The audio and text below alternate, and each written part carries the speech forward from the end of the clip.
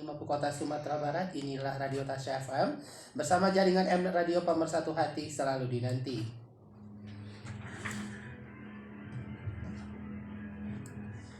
Bismillahirrahmanirrahim. Assalamualaikum warahmatullahi wabarakatuh. Selamat pagi sahabat sehat Mari Pro, kaum muslimin dan muslimat di mana saja Anda berada. Alhamdulillah di hari Kamis pagi ini di langkah 13 Januari 2022 kembali kita bersua di udara di ajang tausiah subuh bersama Mari Pro. Makin nyata makin terasa lebih dari jamu tetes biasa.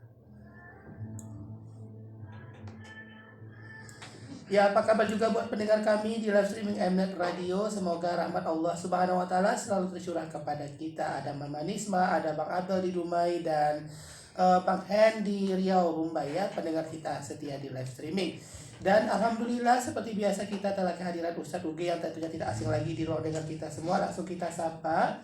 Assalamualaikum Ustadz. Waalaikumsalam warahmatullahi wabarakatuh. Sehat Ustadz? Alhamdulillah. Alhamdulillah. Mohon maaf Ustadz atas keterlambatan sedikit Ustadz ya. Bukan sedikit, setengah jam Ustadz. Iya. Malam lah Ustadz. Bujangan ya Ustadz ya. Bujangan. Oke, silakan disapa sahabat kita Ustadz. Ya, assalamualaikum semuanya sahabatku dimanapun Anda berada. Semoga pada pagi ini kembali Allah berikan nikmat kesehatan kepada kita semua. Amin ya rabbal alamin. Apa tema kita pagi ini Ustadz? Memakai parfum bagi wanita menurut Islam. Sungguh pengajian yang luar biasa Ustadz. Insyaallah. Sering-sering aja mengangkat yang unik-unik. Iya, unik-unik insyaallah. Ya sahabat saya Mari Pro, ini dia kajian Ustadz Uge mengenai hukum wanita memakai parfum di dalam Islam. Silakan Ustadz. Bismillah. Assalamualaikum warahmatullahi wabarakatuh. Alhamdulillahi rabbil alamin. Nahmaduhu wa nasta'inuhu wa nastaghfiruh. Wa na'udzu billahi min shururi anfusina wa min sayyiati a'malina.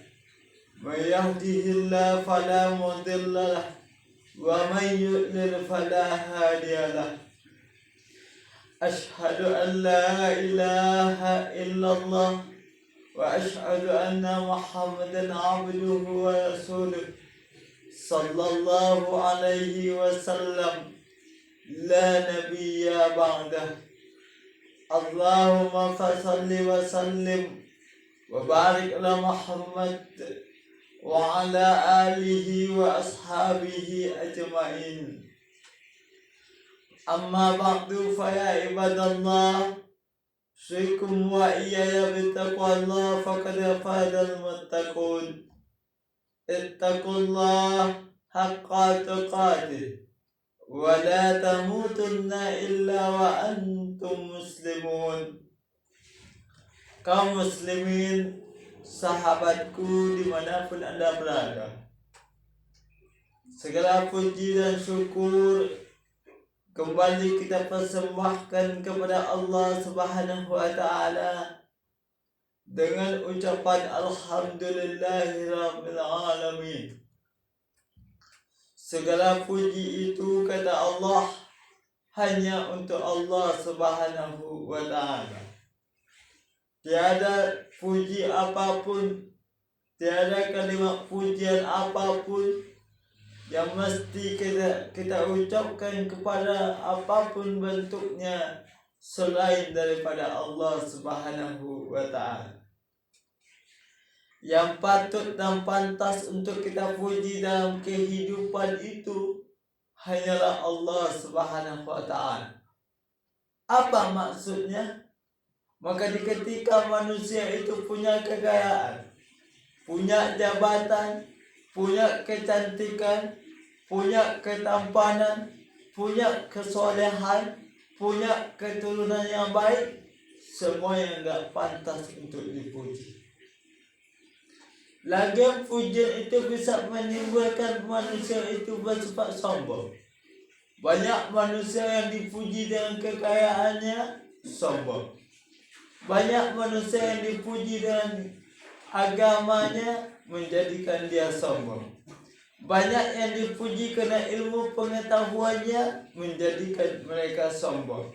Jadi yang pantas dan patut untuk dipuji dalam kehidupan kita hanyalah Allah Subhanahu wa Ta'ala. Makanya kita harus banyak bersyukur kepada Allah atas apa yang Allah limpahkan kepada kita. Mungkin itu nikmat kesehatan, nikmat kesempatan, nikmat makanan, nikmat minuman, nikmat yang lain yang tidak bisa kita sebut satu persatu. Tugas kita sebagai manusia adalah bagaimana mempergunakan nikmat Allah sesuai dengan kehendak Allah Subhanahu wa Ta'ala. Kaum muslimin, sahabatku dimanapun anda berada, salawat dan salam dengan ucapan Allahumma sholli ala Muhammad kita hadiahkan untuk Rasulullah sallallahu alaihi wasallam yang telah membawa umatnya dari alam kegelapan hingga ke alam yang begitu bercahaya, mengeluarkan manusia dari alam yang biadab kepada alam yang beradab, memberikan pencerahan kepada manusia, memberikan petunjuk, pedoman dalam kehidupan, yakni Al-Quran dan Sunnah Rasulullah Sallallahu Alaihi Wasallam. Maka ketika kita umat Nabi Muhammad Sallallahu Alaihi Wasallam selagi pegang teguh kepada dua yang ditinggalkan oleh Rasul, maka niscaya kita dalam kehidupan dunia sampai kepada kehidupan akhirat kelak akan selamat dalam menempuh dan meniti semuanya. Kaum muslimin, sahabatku dimanapun anda berada, manusia dalam kehidupannya yang diciptakan oleh Allah Subhanahu wa Ta'ala, sesungguhnya manusia itu bersifat unik. Banyak manusia itu diberikan berbagai kelebihan oleh Allah Subhanahu wa Ta'ala, maka mampu menciptakan sesuatu yang mungkin belum ada di atas dunia. Banyak manusia itu memberikan suatu inovasi, memberikan suatu pemikiran, memberikan suatu perbedaan yang mungkin belum ada pada kehidupan dunia, pada alam sebelumnya. Semakin bertambah usia dunia, semakin lama kita hidup di atas dunia, maka perkembangan demi perkembangan akan bertambah besar. Apapun bentuk dan modelnya, mulai mungkin dari karakter manusia ataupun dari segi apapun bentuknya, semakin lama dalam kehidupan maka semakin bertambah kemajuan. Justru itulah sebetulnya dalam zaman pada saat ini, maka hendaklah semakin teguh iman manusia, semakin mendalami ilmu agama. Jangan malah semakin jauh daripada agama dan meninggalkan perintah Allah. Semestinya semakin lama dalam kehidupan, tentunya kita semakin tahu bahwasanya kematian semakin dekat. Kalau kita telah mengetahui kematian semakin dekat, maka tugas kita adalah bagaimana mendekat dan mendekat kepada Allah Subhanahu wa Ta'ala. Begitu juga dengan perihal yang namanya wanita. Manusia yang diciptakan oleh Allah Subhanahu wa Ta'ala dalam bentuk dua jenis, yakni laki-laki dan wanita. Maka ketika kita berbicara masalah wanita, tentu tidak akan mungkin habisnya sepanjang dan selama kehidupan di atas dunia. Yang namanya wanita itu adalah makhluk Allah Subhanahu wa Ta'ala yang banyak dihadapkan oleh persoalan kehidupan. Dan hati-hati, sebagai wanita banyak larangan yang mesti ditinggalkan oleh kaum wanita. Tapi malah sebaliknya, apalagi dalam kehidupan dunia pada saat ini, wanita kadang-kala telah jauh daripada peraturan agama dan meninggalkan daripada kewajiban yang diharuskan oleh agama. Apalagi pengaruh kehidupan dunia semakin lama semakin besar. Bagaimana pengaruhnya terhadap wanita? Baik itu mungkin daripada segi pakaiannya, dari segi penampilan, dari segi sesuatu yang dipakai kepada wanita, dari segi apapun, pengaruh kepada wanita begitu besar yang banyak pada saat ini menyalahi daripada aturan agama Islam. Kaum muslimin sahabatku dimanapun Anda berada, berbicara masalah wanita, tentu kita mungkin terlintas dalam pikiran kita ada yang namanya alat kecantikan atau kosmetik, mungkin itu berupa bedak ataupun lipstik, atau juga yang dinamakan dengan parfum ataupun wewangian. Makanya tema yang kita angkat pada saat ini adalah memakai parfum bagi wanita menurut pandangan Islam. Kaum muslimin sahabatku dimanapun Anda berada, berbicara masalah parfum, tentu yang terlintas di pikiran kita adalah sesuatu benda yang mempunyai zat yang memberikan aroma wewangian terhadap suatu benda.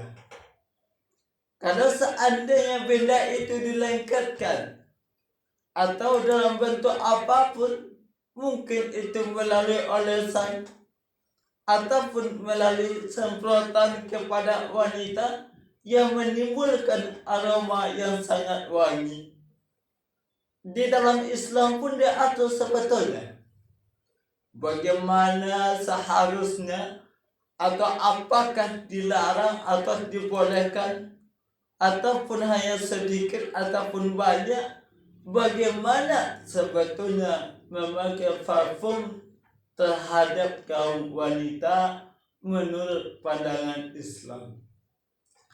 Kaum muslimin sahabatku dimanapun Anda berada, mungkin kaum wanita tidak terlepas daripada yang namanya aroma. Untuk menambah kepercayaan diri mereka, mereka memakai yang namanya parfum atau wewangian. Bahkan harganya kadang-kadang tidak tanggung-tanggung, ratusan ribu atau bahkan mungkin ada yang jutaan. Untuk apa? Untuk kepentingan dunia. Lantas sebetulnya kalau seandainya kita melihat dan menilik kepada agama Islam yang disunahkan pakai parfum itu, apalagi ke tempat ibadah itu, sebetulnya yang disunahkan itu kepada kaum laki-laki. Nah, bagaimana kepada kaum wanita? Yang pertama, memakai parfum bagi wanita itu menurut pandangan Islam itu yang pertama adalah dilarang menggunakan parfum untuk memikat hati laki-laki. Apapun bentuknya, apalagi pada saat ini kaum pemudi, kaum wanita yang mungkin dalam usia remaja, mereka telah menampakkan jati dirinya.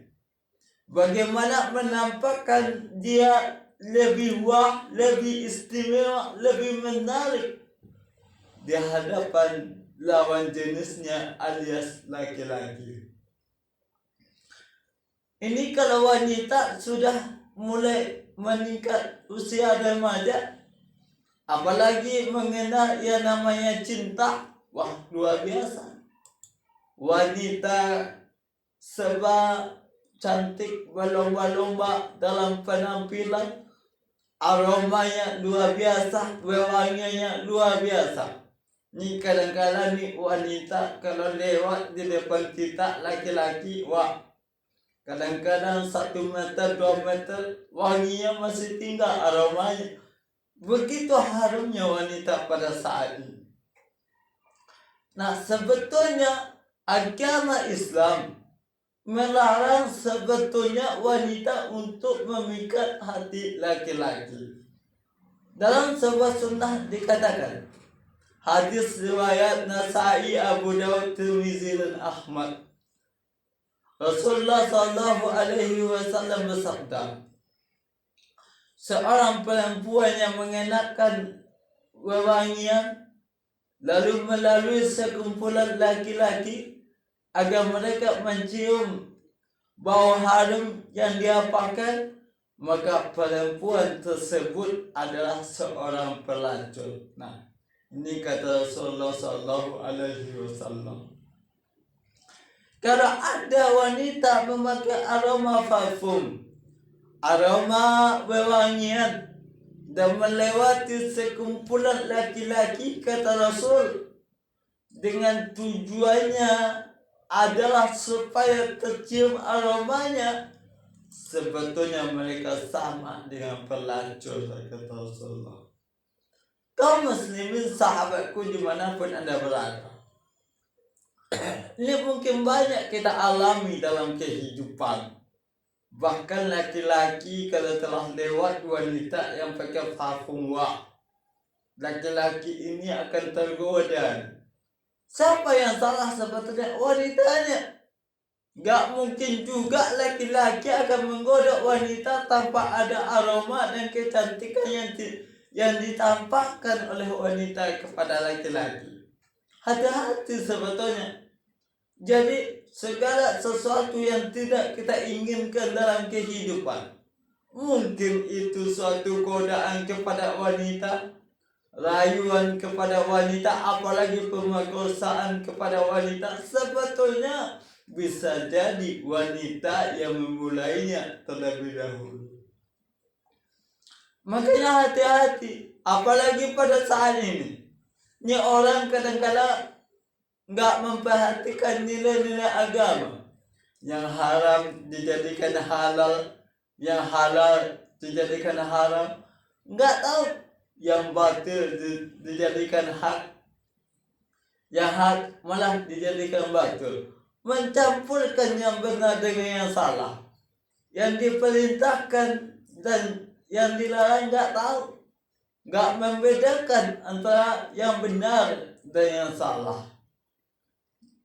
Apalagi pada saat ini kita berada pada dunia yang serba menggoda, menggiurkan, semakin memikat mata dan penglihatan. Bagaimana sebetulnya kita menyikapi kehidupan dunia yang notabene hanyalah sementara. Jadi hukum yang pertama atau pandangan Islam yang pertama terhadap wanita yang memakai parfum itu adalah dilarang menggunakan parfum, apalagi untuk memikat hati laki-laki. Yang kedua, dilarang menggunakan parfum yang memicu syahwat. Nah, ini kadang-kadang aroma parfum itu membuat laki-laki menjadikan syahwatnya datang terhadap dirinya. Nah, ini nggak boleh sebetulnya. Jangan kira loh aroma parfum itu tidak mengundang syahwat laki-laki, salah. Bahkan dengan parfum saja wanita itu bisa mengundang syahwat mereka. Inilah agama Islam melarang betul kalau seandainya wanita memakai parfum.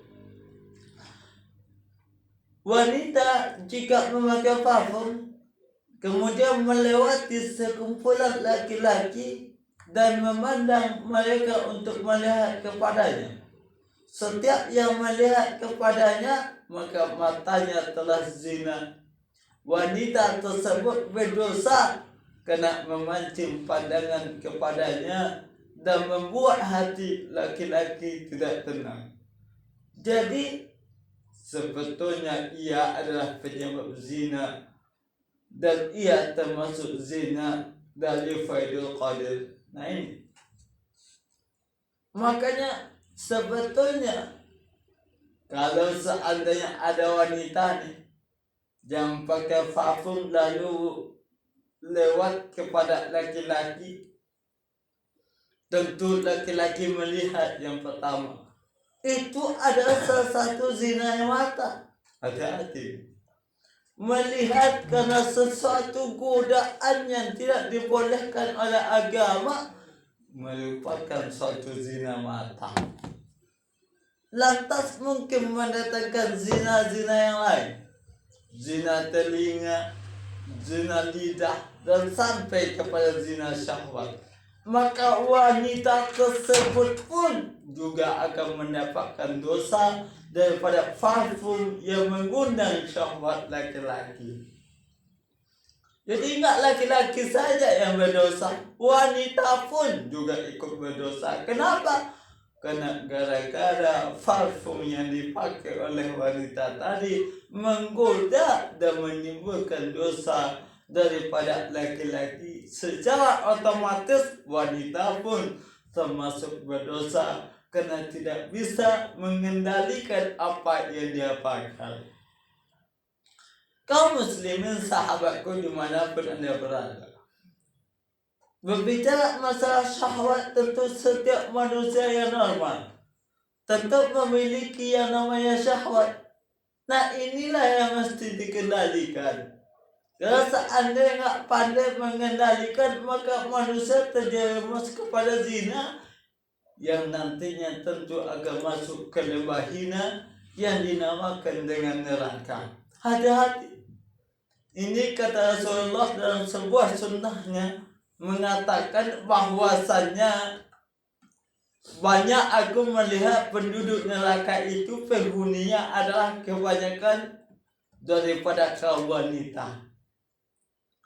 Begitu banyak penghuni neraka itu, kata Rasulullah, dihuni oleh kaum wanita. Mungkin salah satu penyebabnya adalah mengundang daripada syahwat laki-laki yang menimbulkan suatu dosa, termasuk mungkin kena parfum yang mereka pakai dalam kehidupan mereka. Apalagi saat ini merek parfum begitu banyak, aromanya berbeda-beda. Bahkan yang bikinnya, yang memproduksinya itu bukan hanya di Indonesia saja, bahkan skopnya dunia loh. Ini kadang-kala wanita ada juga yang bisa mengeluarkan uangnya demi membeli parfum yang aromanya wangi. Nah inilah sebetulnya Islam, bagaimana mewanti-wanti wanita yang sangat sensitif dengan sebuah dosa. Maka Islam sebetulnya memberikan suatu perlindungan kepada wanita agar wanita jangan terjebak kepada sebuah dosa. Kaum muslimin sahabatku dimanapun anda berada, yang ketiga, bahwasanya Islam itu memandang wanita yang pakai parfum tadi, wanita menggunakan parfum itu sebetulnya tidak diterima sholatnya. Nah ini, kaum muslimin sahabatku dimanapun anda berada, ini bukan main-main ini. Ternyata bisa jadi ibadahnya, sholatnya tidak diterima oleh Allah Subhanahu wa Ta'ala karena parfum. Dalam sebuah sunnah dikatakan, Rasulullah SAW menyatakan dalam hadis riwayat Ahmad, perempuan manapun yang memakai parfum kemudian keluar dari masjid, maka sholatnya tidak akan diterima hingga ia sampai mandi. Hadis riwayat Ahmad, luar biasa. Ini kata Rasulullah SAW, perempuan manapun yang memakai parfum kemudian keluar masjid, maka sholatnya tidak diterima hingga ia mati. Satu kesimpulan yang dapat kita ambil bahwasannya kalau seandainya memakai parfum lalu melakukan ibadah sholat, maka sholatnya tidak terima oleh Allah. Jadi nggak main-main sebetulnya. Hati-hati sebetulnya memakai parfum, apalagi wanita. Jangan mentang-mentang kita cantik, uang banyak, lalu parfumnya luar biasa dipakai. Bahkan satu botol itu 1 minggu, wah luar biasa. Semerbaknya luar biasa. Padahal sebetulnya wanita itu rentan dengan dosa. Kaum muslimin sahabatku dimanapun Anda berada. Selanjutnya, Islam itu memandang bahwasanya tidak boleh mengumbar bau parfum. Nah itu, jangan sampai mengumbar bau parfum. Ini kadang-kadang disengaja dekat suaminya nggak ada pakai parfum, baru ke tengah-tengah orang banyak parfumnya luar biasa. Kalau pengen harum-haruman sebetulnya untuk suaminya. Kalau pengen cantik-cantiklah untuk suaminya. Kalau pengen memakai sesuatu yang baik, pakailah untuk suaminya, bukan tujuannya untuk orang lain. Jadi sebetulnya kepada kaum wanita yang insya Allah dirindukan oleh surga, maka ketika kita memakai sesuatu zat yang membuat kita wangi, maka pandai-pandailah dalam menggunakan wangi-wangian. Pakailah untuk suami kita, jangankan menjadi dosa, malah menjadi suatu pahala di ketika parfum itu kita pakai untuk suami kita.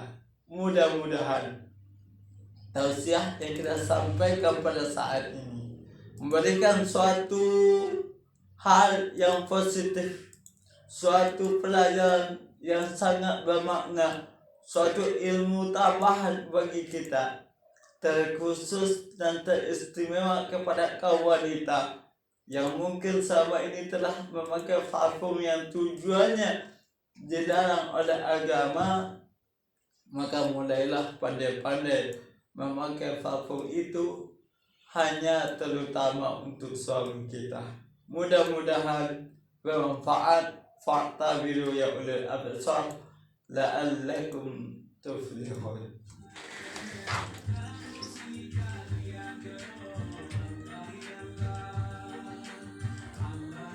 Alhamdulillahirrahmanirrahim. Terima kasih kepada Ustadz Uge yang telah menghadirkan kajian di ruang dengan kita mengenai hukum memakai parfum bagi wanita di dalam Islam. Kita terima penelpon yang ingin bergabung di 0823 8644 7487 dan ini beliau yang perdana.